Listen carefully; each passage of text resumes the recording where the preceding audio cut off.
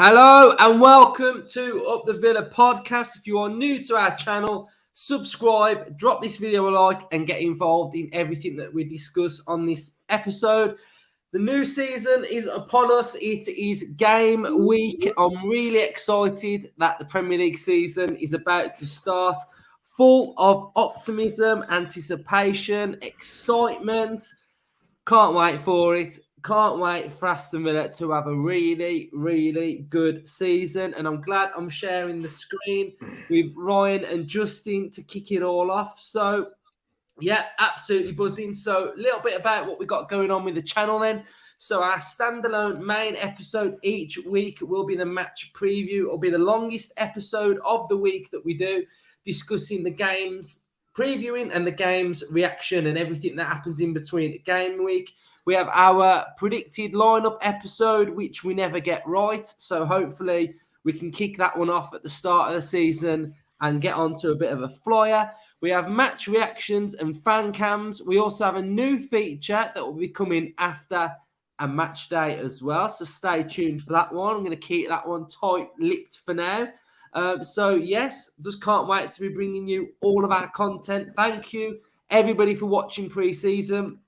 Transfer Hub kicked it off in really strong form for about a week, and then we haven't signed anyone since. So it was rumours galore. So hopefully we filled the void in pre-season for you, kept you entertained.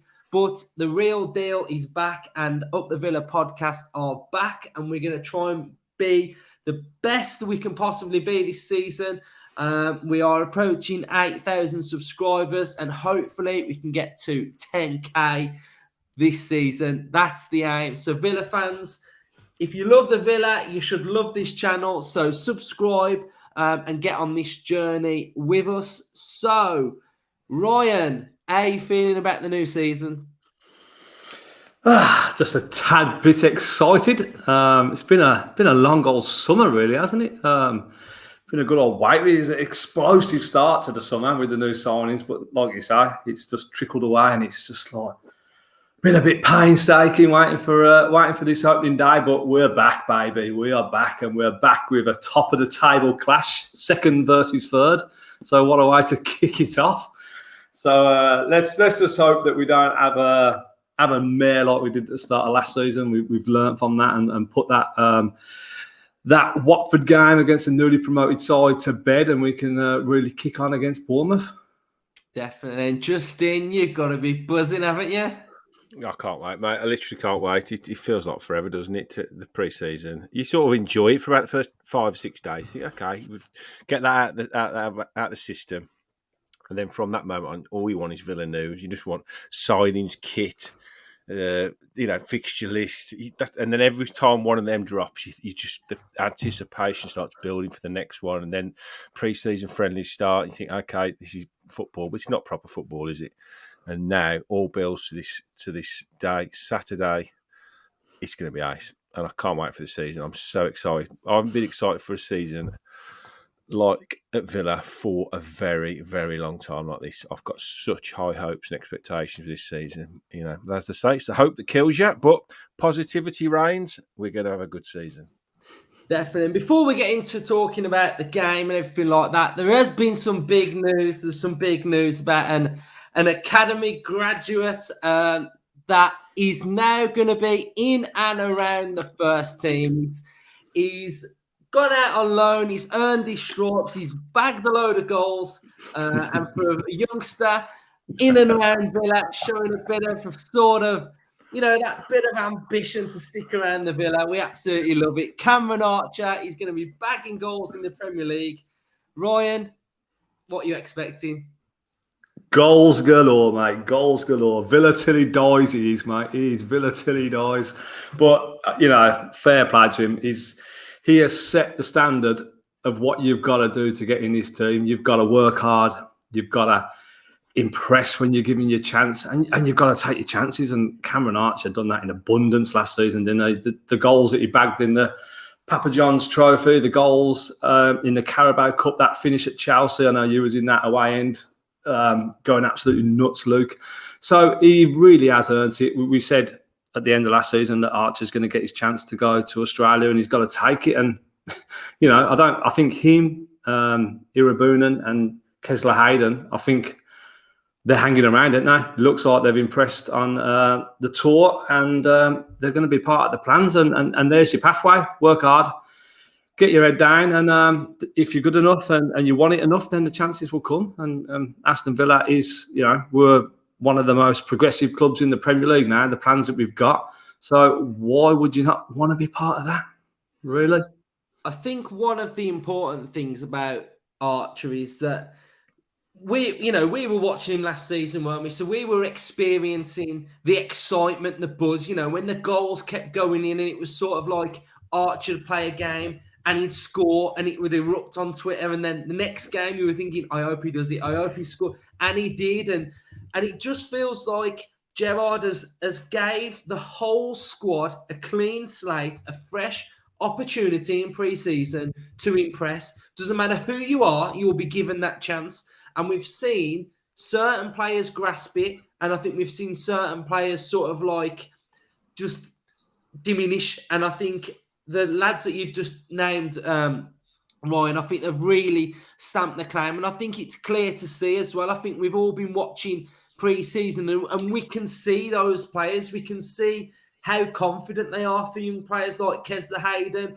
Archer scored in pre-season. Every time Irabunan comes on, Feeney, how good he's looked. So they're all sort of coming in and playing with an air of confidence, and they all seem to sort of believe that they're capable of breaking through and pushing through and being part of the matchday squad as well. So, it's really exciting. And for me, watching Archer now, I think he can get Premier League goals, I do. I'm not saying he's going to be starting games. I'm not saying he's going to be getting, loads of goals, but I just think if he can chip in for me with 5 Premier League goals this season, I think that'll be a tremendous achievement. Justin? Yeah, I totally agree with both. Yeah, we one of the main things that the owners did was invest in the youth, didn't they, when they first came in, and that's brilliant. Only if you've got a pathway, if the club has to show there's a pathway for these players. That once they come to, which is why I think the club is still good at signing young players, because they can see that there's a pathway to the first team. Now, that pathway is 18s, then 21s. If you're good enough and you're not getting the exposure there, then we've got a fantastic loan system now with Jedinak heading that up. And he's great at now sending these players out to good clubs and getting good loan moves. If they go away and they keep progressing and doing well there, then that shows that they come back and they have pre-season then to impress the first team and the first team manager. And if they do that, then Kesler Hayden, Irabunan, Archer, there you go, your first team players now. So now you're going to get minutes in the Premier League. Now you're going to get minutes in cup competitions. And if you grasp them as well as you've grasped everything else up to that point, there's no reason why they can't be a success at Aston Villa. And why any player wouldn't and couldn't and can't see that pathway that leads you to a Premier League club playing blows my mind. So, and I think the other really good thing for any sub in a Premier League side now, or especially any homegrown player, any young player, is the amount of subs in a matchday squad now. For me, there is going to be chances for these players. If we're thinking Kesler Hayden's going to be sort of, the next backup to Matty Cash. So potentially he will be getting Premier League minutes this season. So I think for those types of players as well, that, it's just really good, isn't it? That there's going to be an opportunity. And I think that's massive for Aston Villa.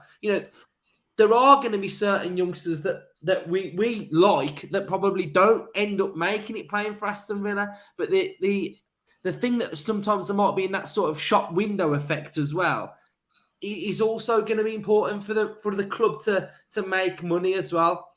Ryan, what do you think? Yeah, definitely. I think the 5 sub rule does help. How many have we got on the bench now this season? Is it 9? Is it 9 players? I think it's 9. So even some of these youngsters just getting on the bench is going to be like a huge achievement and a massive experience for them. And just being Oh, we know. We've played on the pitch now, haven't we? We know how big that ground is and what an occasion it is, and it's unreal. So for a youngster to go on the pitch and take it all on board, and if he goes out on loan, then he's got that experience, and you know what I mean. He's been on the bench for a Premier League team, and that's only a good thing. And I think there is opportunities for him to get minutes. Especially Archer. I think we will see. I can't see us bringing in another striker now. So I think it is them three and potentially Keenan Davis as a fourth choice, backup. Obviously Hayden, I think you'll be looking at him more for the Papa Johns and the Carabao Cup ties, and then I don't know if we're winning a game in the last 5-10 minutes getting on. But it's not even just them three. That Joshua Feeney's looking quite good as well, isn't he? So it's thriving, and I totally agree with you, Justin. There's no point in creating a fantastic youth system without the pathway or giving them the opportunity to impress. So I'm excited to see. This is one of the most things that's excited me about this season, seeing how they progress. That integration from youth football to Premier League football. So that's something I've got a keen eye on this season. And if I think sorry, just go on, Luke. If we're on about loan watch already, Finn Azaz already bagged on his debut. What a belter that was as well. What a finish. Youth already prospering this season. So, I was just going to say that's a good point about the substitutes. I mean, you look at I think there was still 9 last season, wasn't there? But they could only use 3. But if you didn't get named on the bench now, you know that over half of that bench can come on the pitch and impact the game now. So your chances have suddenly massively increased of getting minutes on match days, haven't they?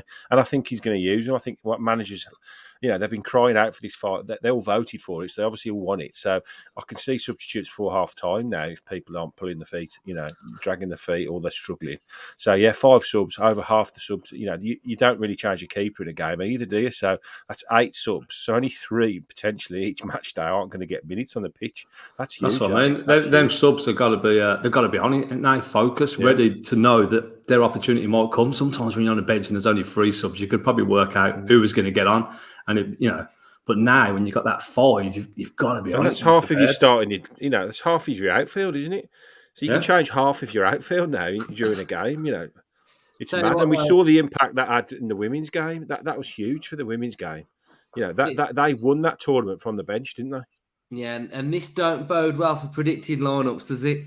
No. Just don't, as long as we're not predicting the subs, we're all right. Shall we sack it off? Right. We'll get one right. That's the aim. Get one right and go in a blaze of glory. Let's move on then.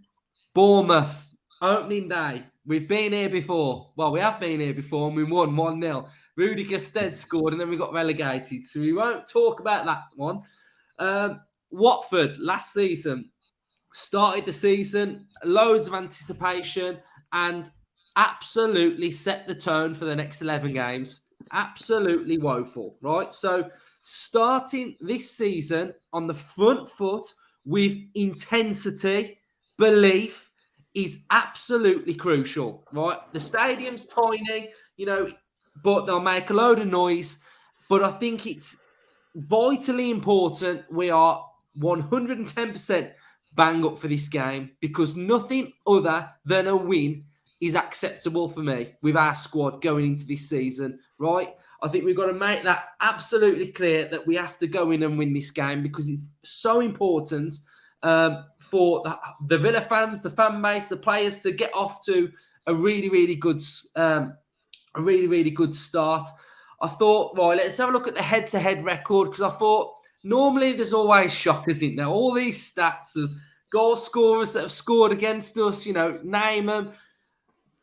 I don't need to name them because we know who they all are. They've all scored against us. They all have a great record. But I thought, this one can't be bad, can it? Because we've hardly played them. It's Bournemouth 3, Villa 1. So the record against Bournemouth isn't great, right? It's not great.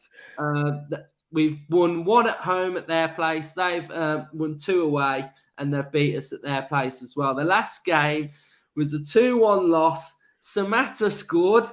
Samatta. Ake Billing and Lerman was sent off. So that was the last time we played Bournemouth at their place.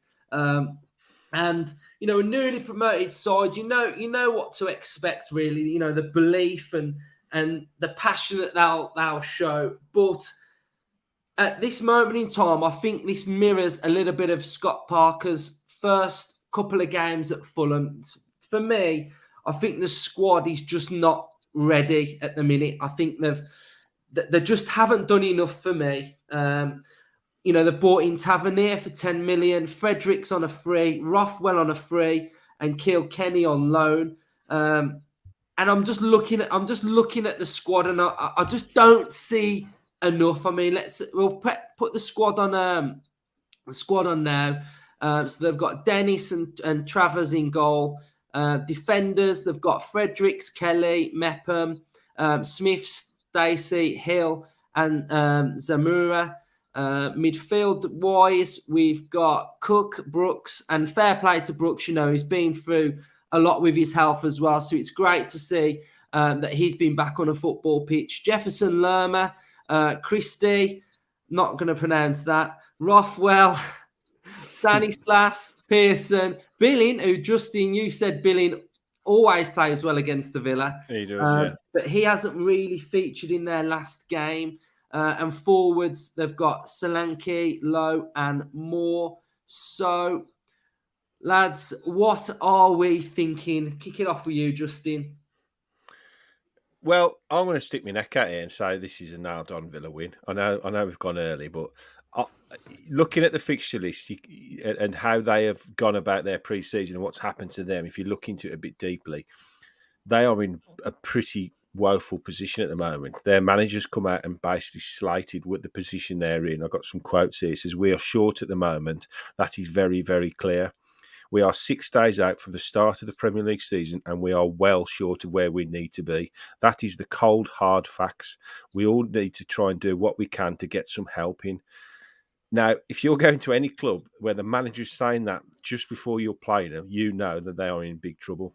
The only other thing that could have gone any better was playing them at home. So the only thing they've got in their favour now is like you say, is a passionate home fan crowd. No games have gone. It's the first game of the season. They haven't got loss after loss after loss behind them. So they've got hope. They will have hope, and that first whistle will go, and their fans will get behind them. It's a very small stadium. It will create a pretty raucous atmosphere. There's not going to be many Villa fans there. That's their only hope for me, is that the fans can get some kind of momentum going, and the players on the pitch can have nothing to fear, which they haven't really. That's probably the only worry, really. They've got nothing to fear. They know their backs against the wall. They know they haven't got the reinforcements or the players that they probably wanted to get in. So it's for me, it's got very much of a cup game feel to it. Like we've drawn against like a lower league side in the cup, and we should go and win. But obviously, football's football, and you never know what could happen. But if we're professional and we're anything like we're looking like in the pre-season, and anything like that the manager's sort of intimating that he wants us to go out and be like, and with the players we have and we've recruited and we already have in the squad, we've got to go and win this game comfortably for me. I know I'm always positive and I always predict a win, but for me, this is a nailed-on, has to be. If we want any kind of good season, has to be a nailed-on away win for me. Yeah. Ryan? Yeah, just looking at that squad, I must admit, I've paid no attention to Bournemouth since they got relegated, but that squad to me just looks like a bang average championship squad, and looking at that, he's done well to get him promoted. I don't see any threat in there. Solanke has maybe got a point to prove. He was a big signing, wasn't he, for them? Big money on it anyway for them, and they got relegated, and he didn't really threaten, did they? So maybe he's got a point to prove. Kiefer Moore up front with him, 2 big guys, could cause us a bit of trouble, but I don't know. We've got a brick wall now, haven't we? In the shape of the... A lot of them are injured as well at the moment. Pardon? A lot of their squad are injured as well. They've got a lot of players out. Yeah. Cook in the middle, he's a decent little player, but even their signings are awful. You got that meathead flipping Ryan Fredericks. I still don't forgive him for that tackle on Grealish in the playoffs final. He's a smart. I hate him. So it'd be nice to ram one down his throat, wouldn't it? They do seem in a bit of trouble, and obviously Scott Parker's quotes is a nod to the owners, isn't it? Really, to say get your money out. That's why I sort of mirrored the Fulham sort of thing, because I remember when Fulham, remember when we battered them at their place, and I think that was like the third game of the season. And, you know, there's no doubt Bournemouth are going to do a lot of their business on deadline day. You know, you can tell that all their business will be at the back end of the window, and that's where they will get it done. Because I think when they were in the Premier League before, you know, they blew 15 million on Jordan Ibe, 19 million on Solanke. You know, at one point, they were splashing cash galore when they had Eddie Howe as well. So I think they're being a bit cautious. But I do think Solanke probably will get a few goals this season. You know, last season he got 29 goals, 7 assists. So he was decent, but I do think Bournemouth did stutter at times last season in the Championship, and I probably would put my neck on the line and say it was a pretty poor Championship season. I didn't think it was the strongest, so I think the representation of them coming up, I don't think it was as difficult as what it could have been. I think you look at the stats on the forward on Solanke scoring them goals, and you only need to look at Mitrovic at Fulham. He, every year they get relegated. You might as well put your house on that lad's going to get 30 to 40 goals in the Championship. Then every year they come up, he gets a handful every time, because the standard is so much better. The defences are so much tighter. The quality is so much better. You're marked so much tighter. You don't get the space you get in the Championship. And I just, you know, for me, I think they could be in Derby territory if they're not careful. If they don't, if their last minute sort of trolley dash, the transfer window doesn't throw up a few like little beauties, I think they could be in big trouble. I mean, this other quote from their managers, from Parker, says, "It's obviously clear we barely have any defenders. We've lost 8 players at the start of this season, and this present moment in time, the squad is much weaker than when we got promoted." I know. I'm actually on a podcast. The Bournemouth have asked us to come on a podcast. I'm on the Thursday. Right, you might not have you the way we're talking about. But don't show him this one. I am genuinely very interested to talk to them, to ask them what their thoughts on it are. Because if I'm a Bournemouth fan, I mean, you look at the way Forest have gone about it. All right, you could say they could have done a Fulham because they've gone mad, but at least they've signed proven Premier League players. You know, what's his name from Man United? You just feel that Forest have got a spine, didn't they? They got Henderson in goal as well, didn't they? And, they've retained the player. Yeah, they've retained the players and they've signed Premier League players. I mean, I don't know whether those 2 keepers for Bournemouth, are they like 3rd and 4th choice keepers? They don't seem to have a first choice keeper. Look at the numbers. Even like when we got promoted, we still had that spine. We had to go out and buy a lot, didn't we? We had to go and get the Treasure guys and all them, but we still had that spine. I just don't see any spine at all in Bournemouth. We went out and signed like 13, 14 players, Ryan. We were left with 8 players. They've been left with probably more than that, but they've been left with more by the sound of it. And I'm not a Bournemouth fan, but the sound of it, they've been left with their squad players from last season. Yeah. So a lot of the players they had with the first team is whether they were on loan, quite a few loan players that they've lost and not got back. So that they're having to build a first team like we did. But with all due respect to Bournemouth, they're not us, are they? We managed to get a certain calibre of players over the line, which ultimately just about kept us up. I think they're in big trouble, which is why, going back to Villa, hopefully this could be an absolutely fantastic start for us this season. We've just, like we said, though, we've got to get off to a good start, haven't we? Yeah. We've got it. You know, when we the COVID season, when it was all behind closed doors. And I remember we started the season and we were saying it's important you get off to a good start, because if you get off to a good start, the confidence starts flying. Yep. You know, it can take you, like, weren't we like level top of the league with Everton or something on like 15 good start, goals? yeah. You know, we won the first 4, didn't we? Yeah, in 5 games' time, you can be on like however many points near the top of the league, and that sets you up so nicely. So I think the start is really important. And, you know, we're going to do our predicted lineup episode, but I'll touch on Watkins a little bit. I think if he can get a goal in this game, his confidence, I think he'll go on a run. I really do. Does anyone want to add anything on Watkins and confidence? And I think it'd be interesting to see. I know, like you say, we're going to do the predicted lineup, but it will be interesting as the way he goes with the formation, because I know we've talked a lot about, now we've got a pretty deep squad. will he play different formations for different games? So it'll be interesting to see which way he goes. But whoever gets the nod on Saturday against Bournemouth, in my opinion, should be licking their lips, because Parker's has said they've got no defenders. So at best, they're going to be playing against, Bournemouth squad players. So I think if Ings or Watkins get the nod, and they should be looking at getting 1 or 2 minimum on Saturday, because the chances should be there with the firepower we've got, with the players coming from midfield, Coutinho, Buendia, Bailey. And if we're hammering them and we're doing really well, like we said, 5 subs. If we're 2 or 3 Archer hat trick pending. Yeah. You know what? We've talked about Archer. But what a crack! If let's not be too over the top. I do think we're going to win the game.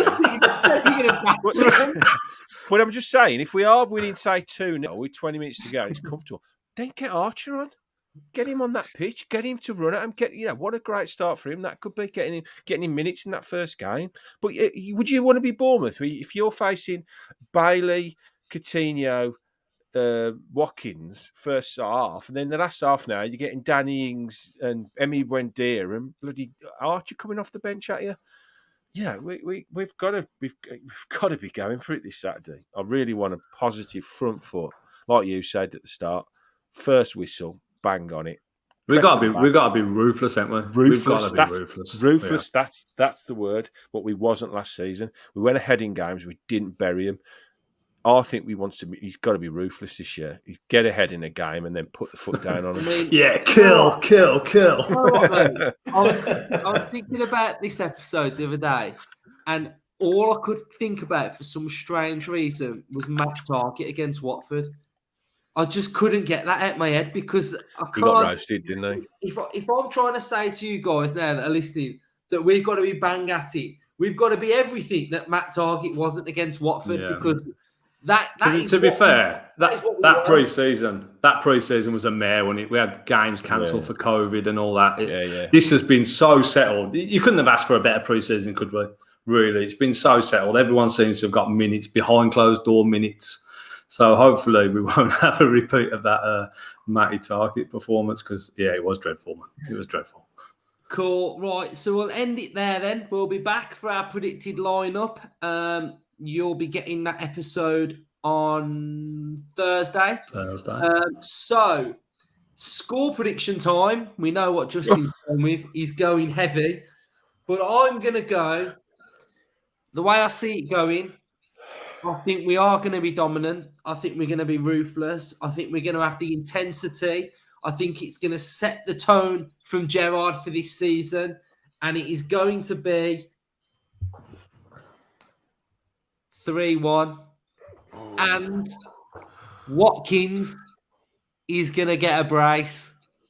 Ryan? I am also going to go for a dominant Villa performance, so no fucking around Villa, and I'm going to go for 2-0. 2-0. Again, I feel like Watkins, there's been a lot of spotlight on him in pre-season. We've got to remember it's only pre-season. We're getting up to fitness, so expecting to come out bang one in. Come on, Watkins. 2-0. Yeah, and I feel like we might have a little shush celebration as well, pending. So, Justin? I'm going to be a bit more measured this season because I know I do get a bit carried away at these moments. Here we go. So a little bit more measured. So, a nice, comfortable 4-0 win. Honestly, I think we're gonna. I'm backing Gerrard for the 7th when we did the predicting for the season. I'm backing us to have a smashing season. Honestly, I am, and I'm backing us. I don't. Looking at the fixtures now, we couldn't have had a better fixture. In my opinion, I might be eating my words when we're doing our bloody, next week saying how did we lose that 1-0? But honestly, I think we could smash them. If we get one early, that could crumble. Right, on the crowd. Hopefully, there's no the podcast tears next week then. So, thanks everyone for watching. Subscribe, drop your thoughts, drop a like, and up the Villa. Up the Villa.